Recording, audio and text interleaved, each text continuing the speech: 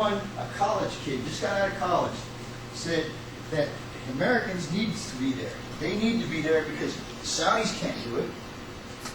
Everybody in that region doesn't really care about Iraq. They really don't.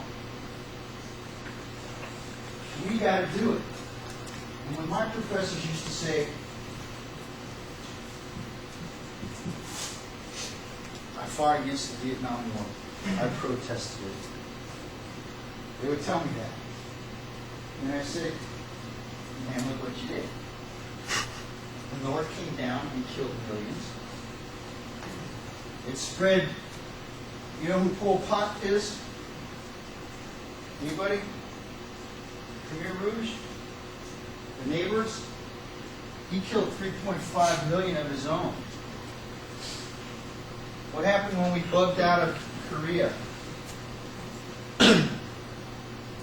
Is it a nice place up north? No. When we stayed in Japan, how was Japan doing? Exactly. How about Germany and France? Pretty good. They're doing pretty well too. We even gave them back freaking one of their cities, Berlin, right? They are so powerful now on the political stage. They tell us this, don't they? And we say you're welcome. Right? Just remind the professors of that. And did you know, I told you guys this before, right? Look at your syllabus, that the Army was born on a college campus. Right? Where was it? Harvard. Nope. Harvard, exactly. The president asked us to be there. And when George Washington made the militia a proclamation that they are the Army, we were just camped out there. We just got through kicking the crap out of the Brits and sending them packing, right? Remind them of that. And then remind them when they say, oh, they haven't even got a constitution yet. They're not a democratic society. How long did it take us to get our constitution? How long? After the war? 20, 30 years ago, we did straight. Well, but for everybody to sign that paper, it was like 14 years, right? And it was after the war, and everybody was educated, and they wanted the same thing. Right? Let's go back to METTC. Got some little funny looking kids in here. Hey, what's going on? Hey, come on in. JJ let me run with him with no shirt. That's if they got some keep up. Oh, God. I was running like I stole something. It's Latino. It was Latino. All I needed was a damn siren. I would have been square. a siren and a boombox. I would have been freaking smoking. But not like you. Nika! All right. I love the diversity. Everybody, we're all the same color, right? It's a beautiful place to be in the United States Army. Beautiful. I like it. Can you tell? I'll even let you in. What are you doing, say, Jack? What? I mean, sorry about that. What are you doing here?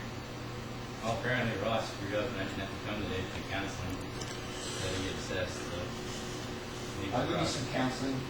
You're funny looking. Thanks, sir. I try. You know, the method to my madness. After you guys hang out with me for 2 years, no matter what happens to you, you're going to be like, that don't mean shit. I hung out with a crazy man for 2 years. All right. Let's go back to METTC. I want to go through it. And we're going to explain it. We're going to cut it apart. Okay. We talked about that. Identify yourself and issues that affect you. Because I'm telling you, if you say, yes, yes, yes, sir, we can do this, and you go back and the two-star says, hey, jackass, 2 of our freaking gun trucks are down, he's going to punch you in the throat. Maybe not real hard, but he's going to freaking... Right. I used to punch him all the time in the throat. All right. So you got to understand, identify yourself, task organization. So I want you guys to do that right off the bat and up front. Okay, what's the first M, Robinson?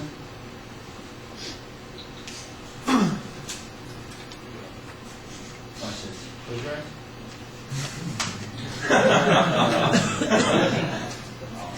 Somebody help him out. Andy, Mission. you need to take the safety cap off your razor. Or stand closer to it. Alright? You're a little fuzzy. You do not want to be in uniform looking like a ragtag, alright? There's a lot of people that are dying for that uniform. Alright? Mission! You gotta understand your commander's intent and what's your mission. We already talked about our mission to carry Class 3 and 4 down Scania on MSR Tampa, right? What's the E for, Pinto? I'm gonna let you redeem yourself today. It fucking kills me. Enemy, sir. Alright, good deal. Alright, enemy. Explain that to me. Why do you want to know about the enemy? Yes, Pinto. We know what they look like and what kind of weapons they may have. Exactly. It's like studying for a test, right? You want to know what the hell's going on in your area. You got to know what the enemy's doing. And that'll sometimes,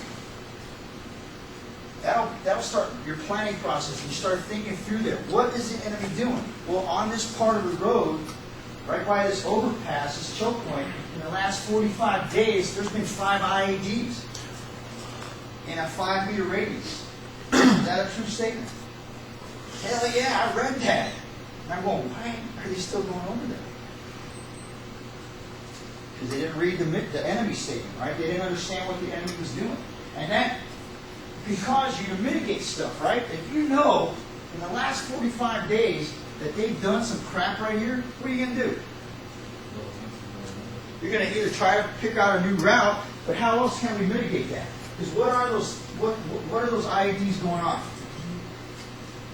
You know, command detonated, right? So there's got to be somebody there. And what did Mike Tyson say when he was in his prime? You remember? You have a plan until you get hit, sir? Yes, exactly. Everybody's got a game plan until you get your bell rung, right? So that's what you do with the enemy. You mitigate that. You send up some gun trucks and you go, come on, let's dance. You want a jihad? I'll bring it to you. You want those freaking West Virginians? Double reverse jihad. Yes, the double reverse jihad. 2 in the chest and watch them flip over. Double reverse jihad. Yes, that's what's so important about the enemy. And you can pull all this stuff offline. There's secret internet. And you can pull this stuff up and find out what's going on. Or just ask somebody, hey, you got down this road yesterday? He goes, at 7 o'clock, oh my God, it was ugly there. There's little guys that look like Major Jennings trying to render me unserviceable. All right? And then you mitigate that. You have a plan. You go put it to them. Because guess what? Like I said, or like Tyson said, everybody's got a plan until you get hit. And that's what you're doing. You're jamming. You're getting out in his face, right? And throwing him off his game plan. All right. What's the T's for? There's 3 T's. Garrett. So it's for terrain, troops, and time. Terrain, troops, and time. Exactly. Terrain. You want to know where you're going and what it looks like? So, Why? Explain to me tactically and operationally. The reason you want to know where you're going and what it looks like is so that you can use the terrain to your advantage. Exactly. You can use the terrain to your advantage, or you can take away the terrain advantage for the enemy, right? If you got a place that they're in high ground, there's a canal in between you and the area that they want to ambush, they've got good fields of fire, they've got an obstacle in between you to go get them, and a road going into a little village. Do you want to know that? Because that's the place that you're probably going to get your ass handed to you. All right? Because you can't get to them. And that's perfect terrain for them. So you're going to have to figure out ways to mitigate that. Right? Have people look up at the high ground.